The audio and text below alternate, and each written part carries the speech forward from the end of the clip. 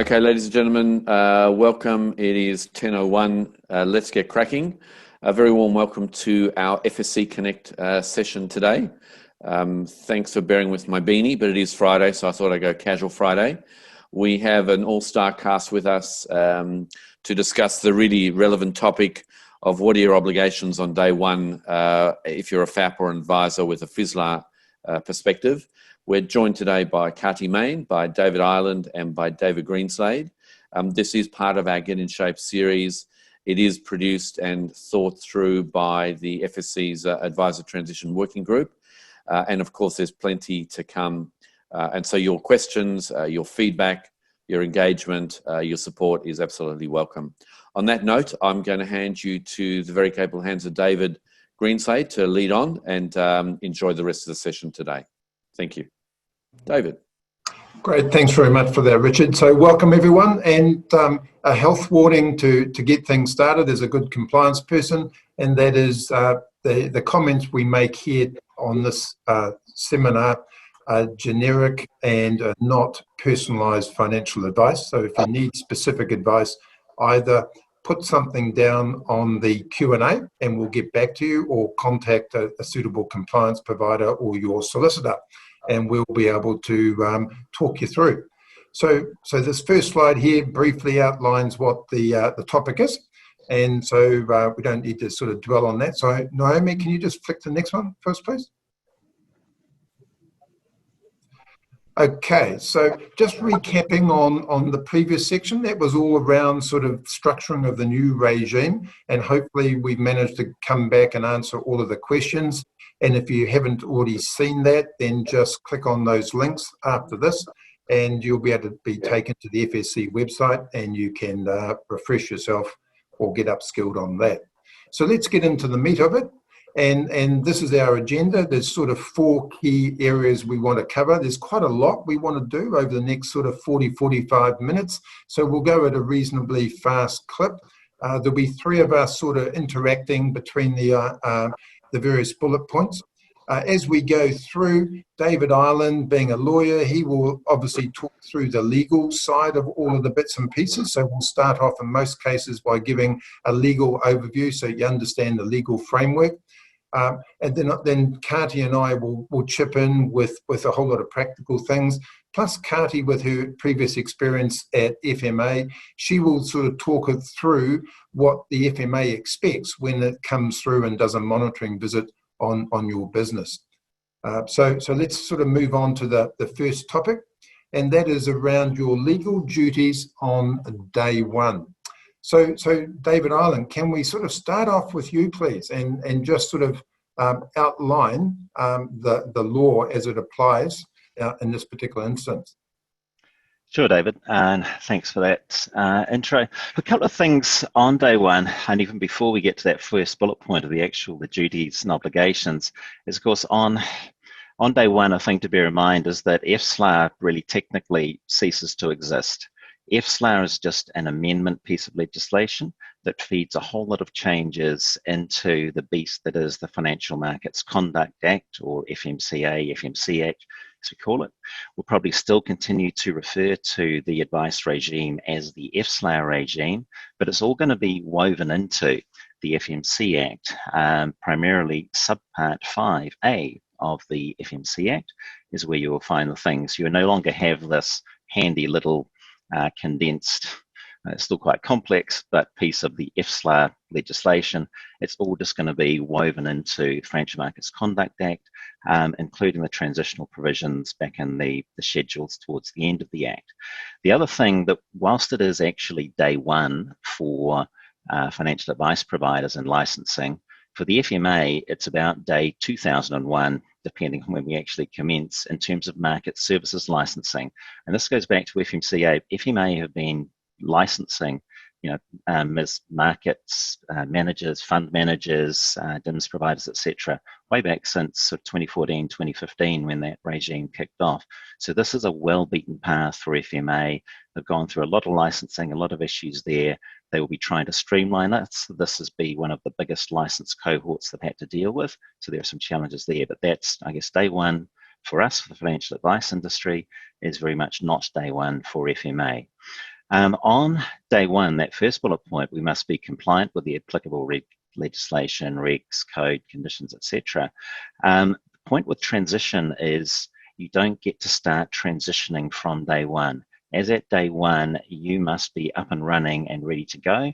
If you don't observe any of the obligations on day two, you are absolutely in the gun. You have to comply with everything. There's a little bit of transition relief around competency that we'll get to a little bit later, but you've got to be up and running, fully compliant with things from day one. From that day, if you're going to be a financial advisor, you've got to be engaged by a transitionally licensed FAP. Otherwise, you're not going to be able to give any form of financial advice, class, personalised, under Financial Advisors Act terminology, whatever, from that day. You will have to stop. So need to be sitting under some sort of licensee. As a financial advisor, you will need to be updating your registration to identify which financial advice provider or providers you're going to be providing advice on behalf of. You've got a 3-month leeway to actually get that sorted on the register. There's also going to be some fairly strict limits or conditions, say as a provider, as to who you can get to provide financial advice on your behalf. Pretty much full freedom for registered financial advisors that you might want to engage, but some fairly tight restrictions around those who are able to engage nominated representatives under the regime.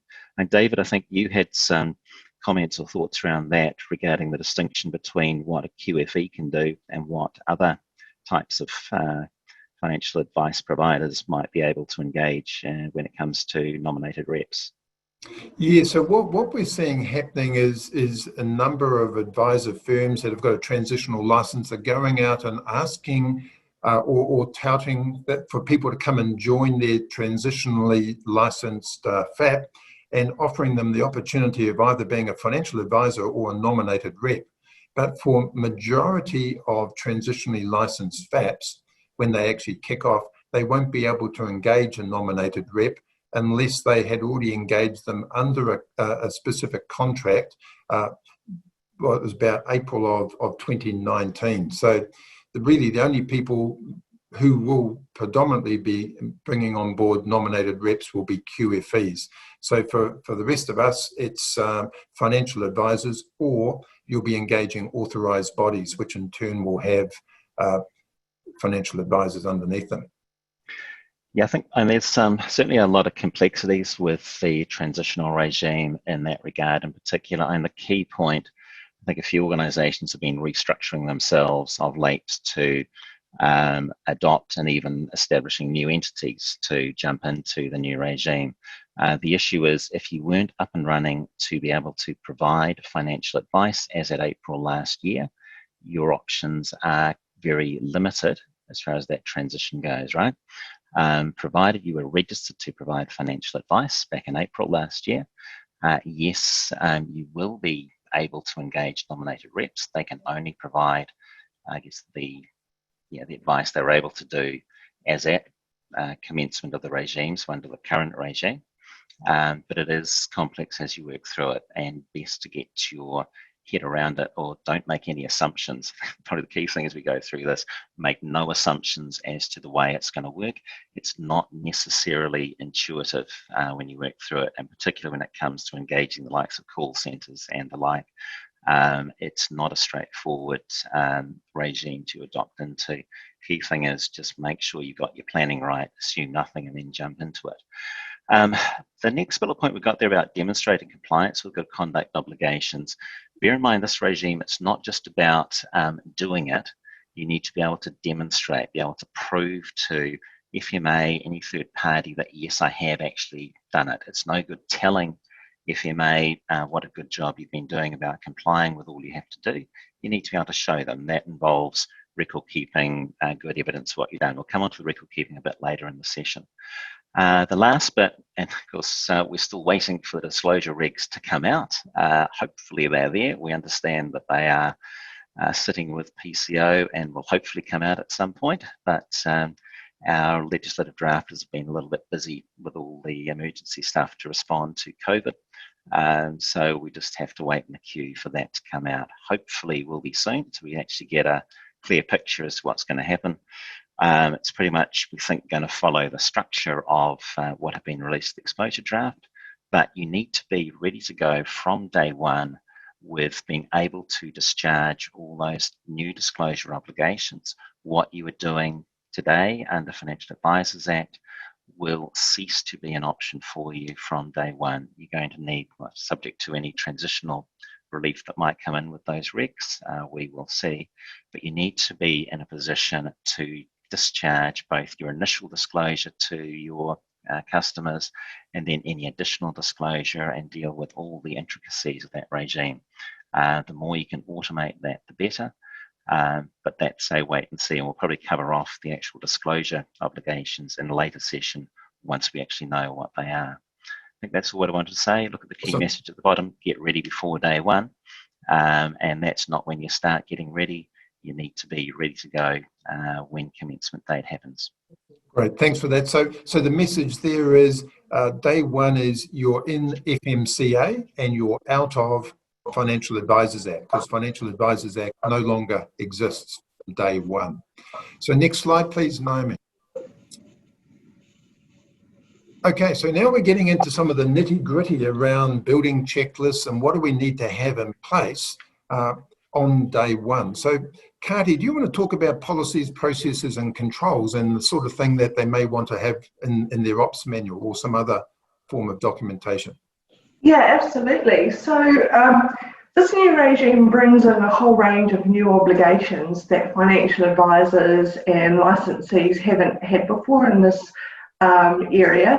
So it's really important to identify what are those obligations, and the best way to work your way through that is to create simple policies, procedures and controls that set out what is the obligation, what are the internal type business rules that I'm going to put in place to show how our team will comply with it, what are the key processes, that's the actual actions we'll take to meet that obligation, and then the controls are, well, how do we know it works? What are the type of things that we put in place to really self-manage ourselves and be able to provide evidence, be able to demonstrate to the FMA how we comply with it, and also how we self-check ourselves and do our own compliance as we go to make sure we're meeting those obligations.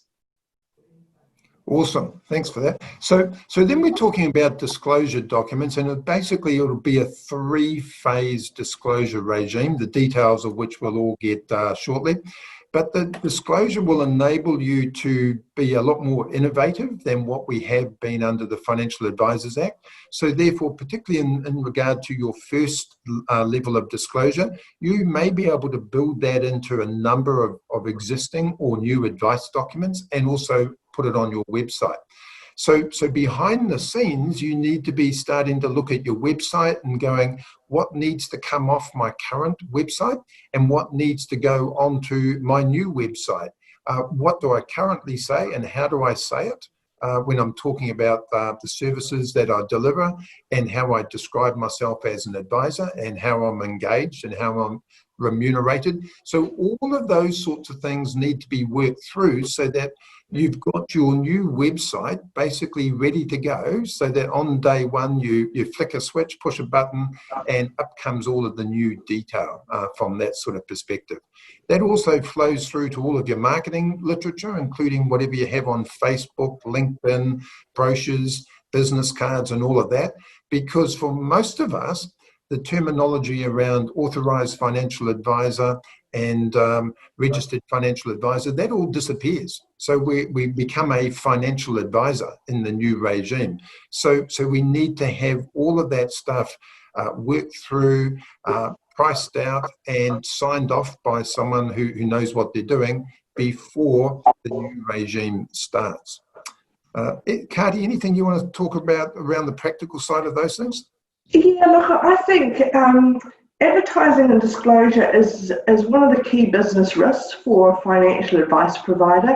You know, if it's going to go wrong, that's one of my top picks of where it's likely to go wrong. So I think it's really important to get it right. it's also a really good opportunity to have a look at modernising your website or your Facebook page or how you communicate on social media, because the FMA will look at all those areas. So it's important to think that things like a Facebook page do count as advertising and disclosure. So where we need to start to put information about who is the licensee, who is the dispute resolution scheme, how to contact us, things like that, it may well need to go in a number of places. So it's a really good opportunity now to get your house in order. Now, if we hadn't had this period of relief thanks to COVID-19, we would have actually only been just over 2 weeks away of having to be totally ready with all this stuff. And yet, when we look around and we check advisors' websites, there's actually very few that are really on top of this. So let's take this breathing space that we've got and use it really wisely. Crack into it now, start to look at all these areas and make sure that you're well prepared for day one. Great, because technology will be more important than ever before, particularly because we've got record keeping obligations as a standard condition of our transitional license. We've also got cybersecurity and IT sort of recommendations now from the FMA that the FMA will be expecting all FAPs to comply with in some shape or form. So you've got the ability to fundamentally readdress your advice process and your advice templates and use the intervening months between now and get-go date to reassess how you deliver advice, what sort of customer experience you want them to obtain from that, and how you can best utilize technology to deliver that advice and to store all of the records and meet all of your advice obligations. There's also a key requirement to make sure that you actually belong to a licensed entity if you're not a FAP in your own right. So there needs to be signed contracts in place. So that's contracts between a licensed FAP and whoever is delivering that regulated financial advice, be it an authorised body and its financial advisors or whomever. So David Ireland, do you want to just briefly talk about the implications of what happens if you're in no man's land and you haven't signed up to a licensed entity? No man's land is probably a good term for it, because you are stuck. You're the possum in the headlights. You're actually no longer able to advise. Now, it is a relatively straightforward process to get your transitional license. I know some think, well, okay, worst comes to worst, I'll just grab my license. But of course, having a license brings with it all the obligations from day one. So, look, if you want to be in business after day one of the new regime coming in, you've got to get something in place. If you cannot find somebody else to hook up to as a financial advisor, then yes, you're looking at forming, getting your own transitional FAP license to carry your way through. But just make sure you've got all the systems in place to cover your obligations and what you will need to do. You made a really good point before earlier, David, about the fact that Financial Advisors Act is there right up until day one. You've got to keep complying with Financial Advisors Act. Day one, we flick the switch, jump into the new regime. You've got to be ready to transition, to jump in from all your set of current compliance obligations, including disclosure under FAA, and flick to providing full compliance, including disclosure, under the new regime, subject to any transitions in the disclosure regs. So the transition bit, that point about having your contracts in place to make sure you are supported as an advisor, you've got a license that you can hook under to continue delivering on day one, is absolutely critical if you want to remain in business. Great. And don't forget your staff, because your staff are integral to the advice process and to how you support your clients, both emotionally and from a contractual perspective. So make sure they are fully informed of the regulatory changes and what they need to be current with on day one. So Naomi, next slide, please. Okay, so now we're looking at this whole sort of beast around what sort of advice can we provide without our level 5 qualification. So what we're talking about here is the New Zealand Certificate in Financial Services Level 5 version 2. So that's what the code says is now the new minimum standard that all of us have got to subscribe to in order to meet competence, knowledge and skill. But obviously we can get there either by getting the qualification or by having an equivalent to it, be it one of the old ones, or if you belong to a large corporate, that corporate may build its equivalent of the level 5 version 2. David Island, do you want to just talk about FMCA and 431L? Yeah, thanks, David. I guess this one we're looking at sort of the relief from competency requirements. So the transition you get for a 2-year relief from the competency requirements under the code, is great. I've heard some talk from some out there thinking, well, that's a complete free pass. Don't need to worry about competence. Just concentrate on delivering on all the other duty provisions. There is this, I guess, lurking thing in the background of your fundamental duty that will kick in from day one that you don't have any relief from. 431L, which is the duty to exercise care, diligence, and skill. And I guess I put it to you, it's still there. You can't, let's think, need to at least have some base competence or some basis for demonstrating with FMA, yes, I know about this stuff. I was still exercising care, diligence, and skill and advising somebody about, let's think, about the financial product in question. And let's say I decided to become a financial advisor today. That in theory would give me relief. I'll be able to provide advice about anything I was permitted to do through this transition period. I'd suggest that I'd probably be failing to exercise any level of care, diligence and skill if I advised about anything. And when it comes to financial products, financial advice, because that's not my core skill, I don't have that competence. If I tried to, I imagine I will be in strife under 431L for that failure. So do just bear in mind it's not a complete get out of jail free. You do need to have some basis for still demonstrating you have some level of competency. It's just not at the code standard level that you need to satisfy. Great. So if you're an AFA in today's regime, you can transition through and you won't need to upskill to your version 2 of the level 5 qualification, but you can still only give advice for the AFA authorization you have. So if you're an AFA authorized for category 2, then you can only give advice for category 2 products. It doesn't mean you can automatically move into category 1 products. If we look at an RFA who today is perhaps giving mortgage advice and then they move into the new regime, then in theory they could give advice in the new regime on both mortgages and, for example, life insurance without at that stage having obtained the relevant specialist strand for life, disability and health. But once again, they would have to prove competence, knowledge and skill and care as well under 431L of FMCA. So that you've got the code, but you want to be in the safe territory of making sure that you can easily defend yourself if there was a complaint or you had to defend yourself in a court of law. So, Kati, from your regulator experience, if you were the regulator on day one of the new regime, what would you be expecting to see people doing as far as their qualifications and proving competence, knowledge and skill?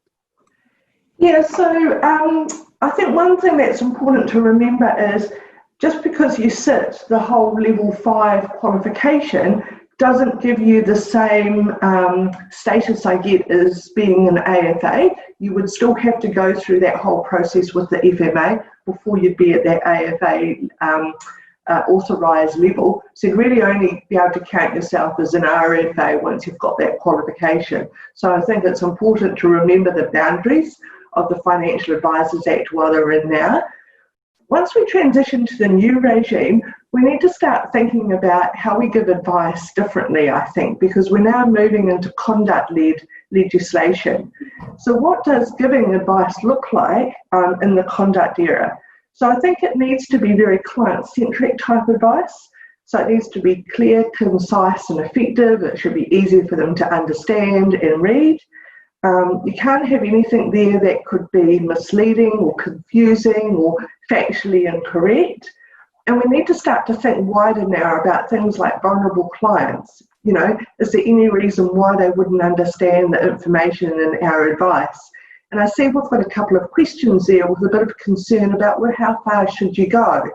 And really, this is about the two-way relationship between the financial advisor and the client, talking through as you go, helping them understand throughout the journey. And I think this is where the whole concept of the new disclosure obligations come in. It's not just about giving them a disclosure statement and hope that they'll read it, and it's about having that discussion throughout the whole advice process and checking in with them regularly to say, does this make sense? Do you understand it? Is this in line with what you're expecting or hoping to achieve? Great, thanks for that. So Naomi, the next slide, please. Okay, so under the new regime, as a transitional FAP, you'll have two standard conditions, those being record keeping and internal complaints process.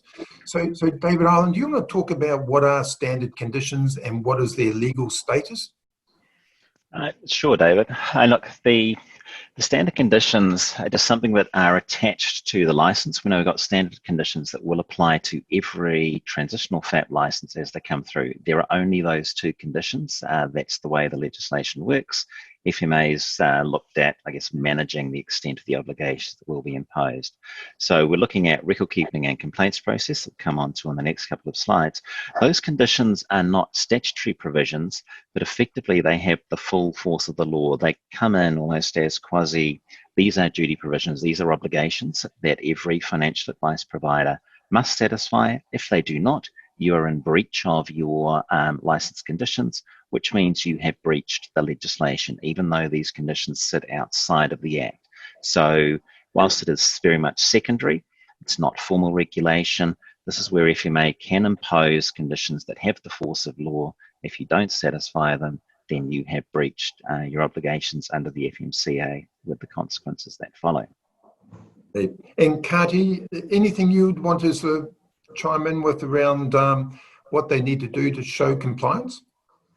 Yeah, absolutely. So when you're subject to a monitoring visit, the FMA is going to take a very practical approach, and they're going to ask questions like, show me how you do this, or explain to me this process, or walk me through how you do it.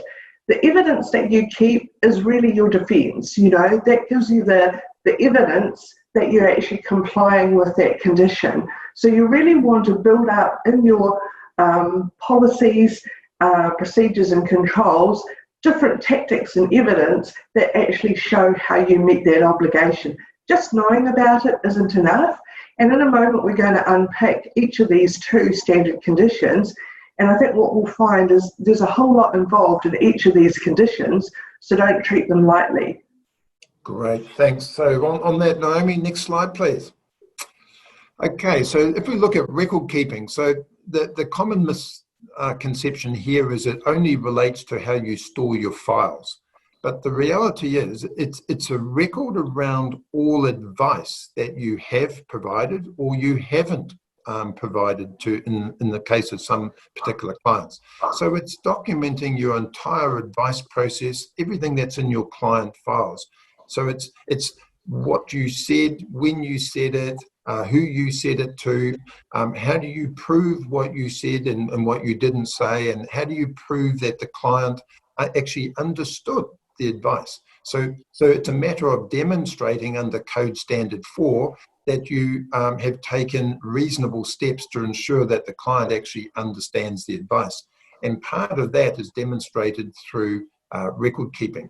Now note that in the new world, you don't have to give advice in writing, but practically writing is possibly your best and easiest form of defense, but you can demonstrate it through phone calls, emails, statements of advice, text, face-to-face, WeChat, or whatever.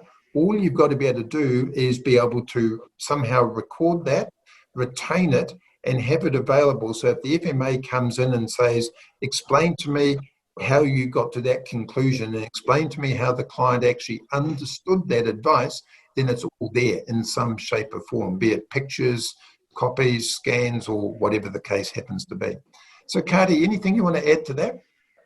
Yeah, look, when I'm doing compliance reviews for financial advisors at the moment, they'll quite happily give me the copy of their template documents and what they've filled in with the client, like the scope, the fact find, the statement of advice, or whatever version they use of that. But often what I don't see is I don't see the other supporting information that's been given to the client, which forms a really important component of the advice. So things like information about the product provider and why they've been recommended, things about, you know, like the illustration and what the premiums might be, a bit more information about things like the duty of disclosure with the client. So I think it's really important to either keep a good list of everything that was attached to that statement of advice, or where possible, keep a copy of it. Now, I know sometimes that might be difficult, and you don't want to have a statement of advice and all its attachments 100 pages long, but on the other side, I do see monitoring visits where the financial advisor gets asked questions about information, why you didn't show these things, and yet they probably did, they just haven't been able to evidence it. So I think record keeping is right up there in terms of the importance of getting it right. But I think I could add a few things to the list that we've got here that we've also got to consider. So we've got to think about wider areas than just what's here. We're going to think about the Privacy Act, for example, that we're only holding the information that we're allowed to for the length of time that we should. We need to think about cybersecurity. You know, we don't want to have any breaches of our client information or data. Is really important. We want to make sure we've got really good backups. And I think in this new world, really important, if you decide to sell your business or retire, you've still got to keep your own records for those 7 years. You can't just rely on handing over your book to someone else. So keeping your own set of records as well.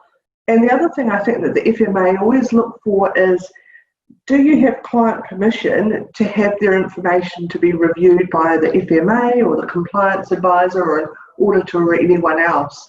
So there's going to be updating of your documents in your templates to make sure that you've just allowed for all these different things. And while I hate to see too many disclaimers, I think you might need to add a few more. Yeah, exactly. Cool. Okay, so in the interest of time, we'll just click on to looking at the next one there, Naomi, which is around the complaints process. So David Ireland, do you want to just talk about what is a complaint? Sure. So when you get to a complaint, it's important to bear in mind this is not just limited to your angry customer demanding satisfaction and saying they're going to take you to court for your failures, etc. So basically, it is any expression of a dissatisfaction that is made to you by a person that you've engaged relating to your financial advice service, where a response or resolution is explicitly or implicitly required. So it is quite broad. The fact that you can actually deal with the client concern, the customer complaint that they've raised to you, you've recorded my name incorrectly and you keep getting the name wrong, can you fix it? You say, yes, fix it. Yes, sure, it might have been resolved, but that's actually a complaint. You've actually resolved an action as expected of you. You need to log that, you record it. There's no actual downside in recording something. I think recording complaints can be a really useful thing, and in particular in these conduct and culture times, having a good system of recording complaints is a really good way of providing a bit of a lead indicator as to any systemic issue you might have, any like failure, systems problem you have got in the way you're dealing with financial advice. So always treat complaints a little bit as your friend. I think FMA has often said if they see somebody coming through to them with 0 complaints, it's not a pat on the head and say what a good job you must be doing. It's do you get it? Do you understand what a complaint is? Is this right? And then with your complaints, you want to make sure you align that, what you're doing internally, how you're recording, how you're recognizing it, with your dispute resolution service, because it is all part of a journey. The clients will start with you with their complaint. You work through that. If you reach deadlock, then it's going to go through the dispute resolution scheme. All financial advice providers will belong to a dispute resolution service that will ultimately be the source of resolution of any complaints, dispute that the customers have. If it does reach deadlock, really important that you're aligned. You don't need to reinvent the wheel. Talk to your dispute resolution service provider and just make sure your system is consistent with theirs and all this flows through. So I almost embrace the opportunity of a complaint as a way of looking at your own service. Have you got everything right? Are there any improvements that you can make? Are there any issues that you need to be aware of at a governance level from the financial advice provider? Awesome. So we demonstrate that compliance through obviously having a documented complaints process, an internal one, which will align with your DRS, showing that whatever size your board is, that you feed up to the board the complaints, and also indicating what the trends are with the complaints, and clearly being able to show the regulator that you do have a complaints register. And if they come in and they ask you where it is and how do you make a complaint and what is the definition of a complaint, well, then everyone within the team is conversant with that. So that's sort of some of the simple ways of demonstrating that. So I'm mindful of time. So Naomi, can you just click on to the next one for us, please?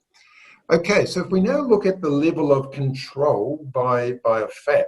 So if we kick off with you, David, talking about from a contractual and legal perspective, what the relationship actually is. Yeah, what's the easiest way to do it in I guess the 1 minute? And the FAP is the one that is in the gun. You're responsible. Anything that happens under your watch, under your license, whether it's through an authorised body that you've engaged as part of your license or just a financial advisor on your behalf, it is you that's in the gun. If a financial advisor gets something wrong, yes, they might be in breach, they might be going to the FADC, the disciplinary committee, but equally you are responsible for that as the FAP licensee.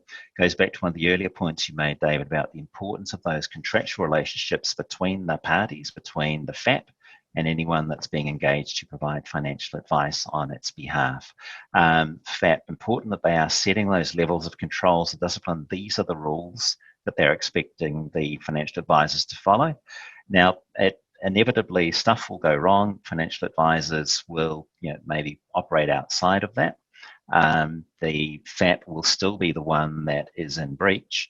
But what you want to do as a FAP is be able to show I've taken reasonable steps to ensure compliance by my people. It's not my fault. What else could I have done?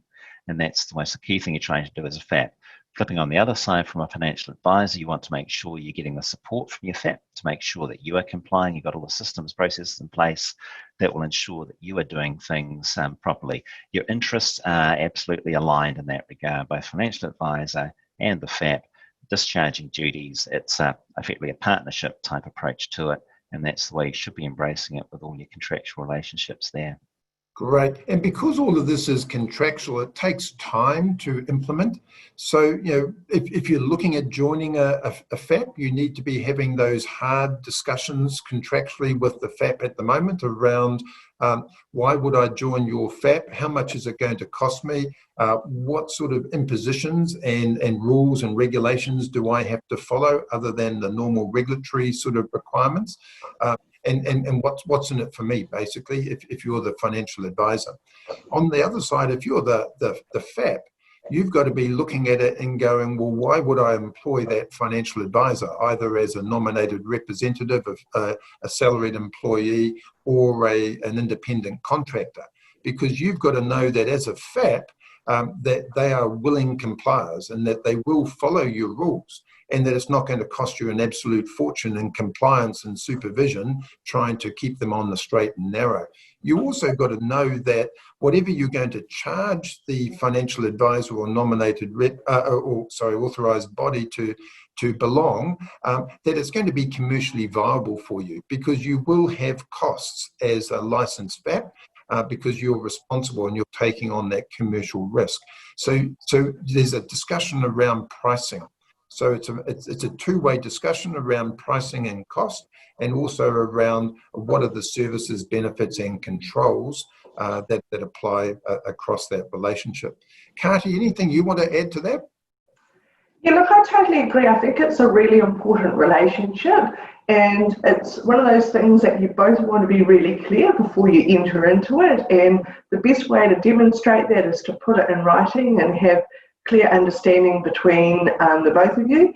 I think under the old Financial Advisors Act regime, a lot of people did it themselves and possibly got away with it. It wasn't quite as important. This time, if you want to know where to spend your money and getting help, I'd absolutely encourage you to, get the help to get these agreements right, because they're going to be really important in the long run.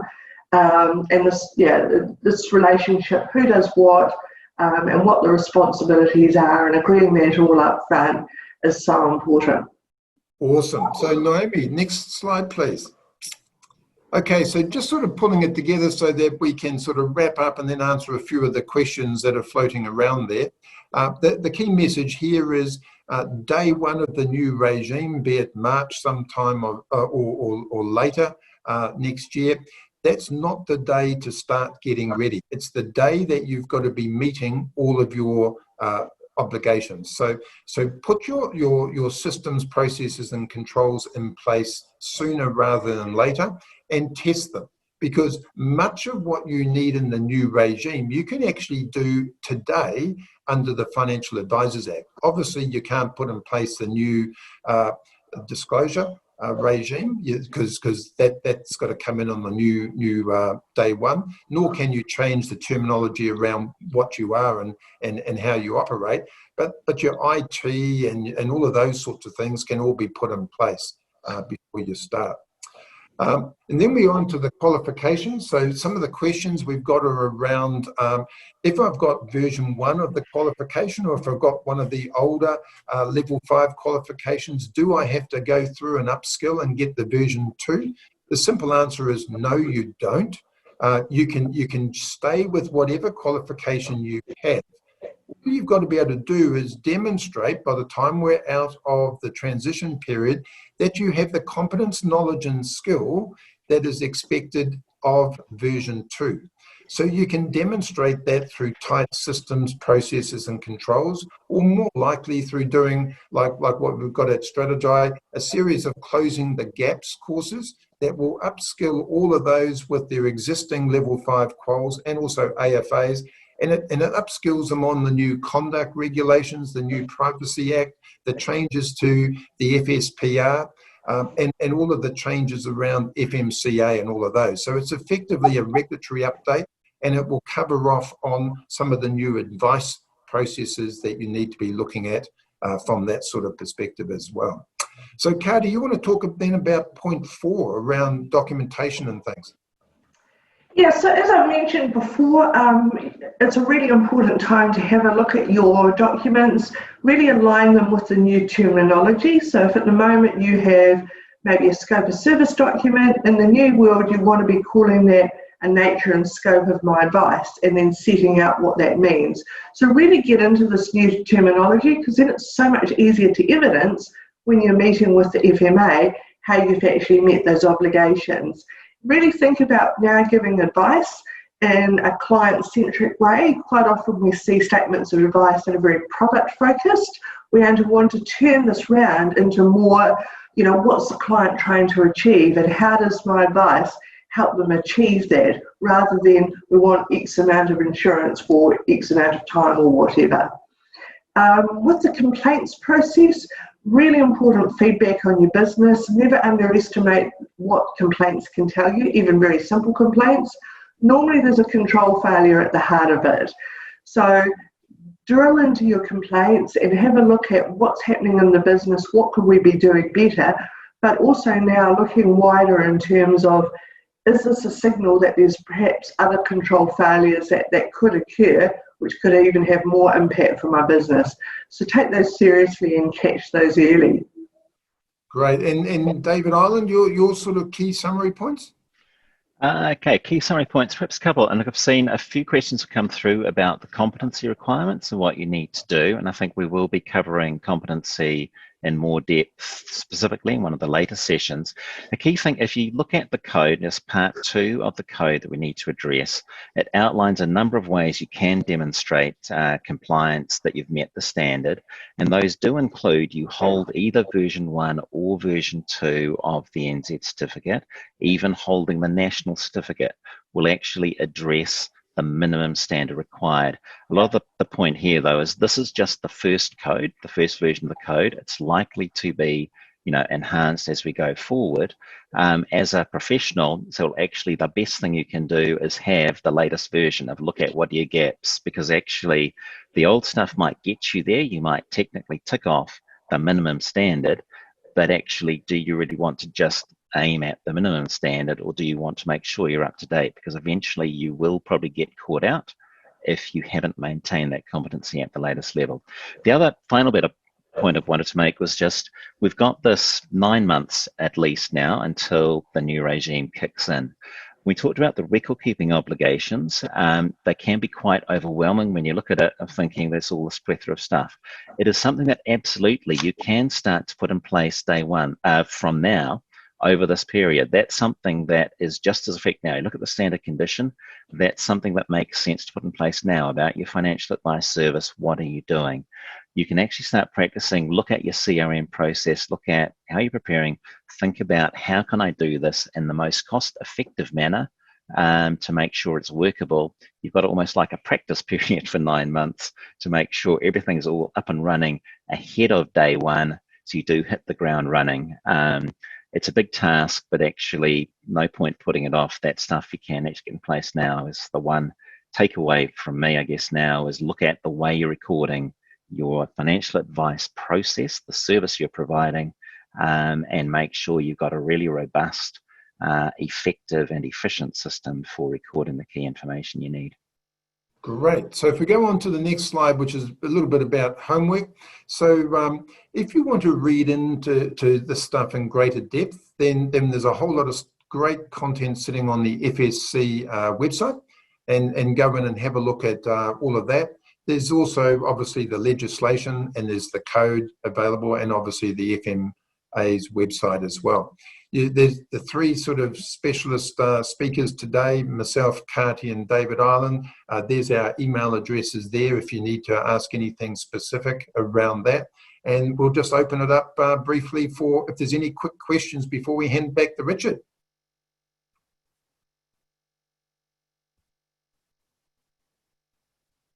Probably actually, David, can I just chip in like one thing? I think actually on that list, when I was thinking about it, also go to the MB site. MB's got some great little cheat sheets about the new regime, including what are your duties, how do you engage through an interposed person and obligations. Some really nice little infographics that MB have put together. We'll just encourage people just to look at that as your little cheat sheets as well.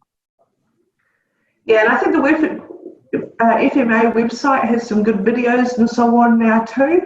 I think the way to actually understand this new regime and keep yourself safe is to really engage in it. Read all this stuff firsthand, really get to know it, and work out how you're going to build it into your business, because that's the type of thing no one else can do for you. You know your business best of all. Awesome. Right, so if there's no verbal questions, we'll hand back to Richard. Over to you, mate. Thank you, David. And wow, 1 hour, great content, great insight, great expertise, terrific advice. So thank you, Ati. Thank you, David. Thank you, David. To the 100 or so folks in webinar land, I hope you got some great value out of that. We obviously are continuing on this series and profiling some of the leading thinkers, doers and speakers around the sector to help you shape your future. So on that note, happy Friday, have a great weekend. There is an evaluation form on your screen right now. So we are market driven, so tell us what you want and we'll see if we can help. And so fill those forms out for us, would be appreciated. This seminar will obviously be up on the system on Monday. So if you missed it or you want to go back and review, happy days. Meantime, have a super weekend. Thanks. Bye for now. Thank you. See you. Cheers, guys.